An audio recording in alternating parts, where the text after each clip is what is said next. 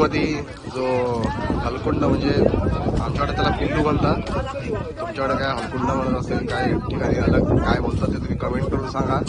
तर हा आता मधला जो मेन हलकुंड आहे तो उभा करण्यात येत आहे होलीमध्ये.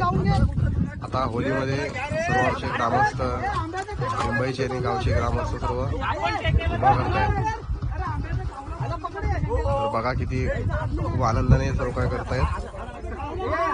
होलीचा सण आज सर्वात कोकणातला खूप महत्वाचा होली, त्याच्यानंतर गणपती. आता होलीमध्ये खूप कमी माणसं येतात, पण आता यावर्षी आमच्या गावात खूप लोकांनी खूप मुलं सुद्धा आले होतं होलीच्या सणासाठी. तर आता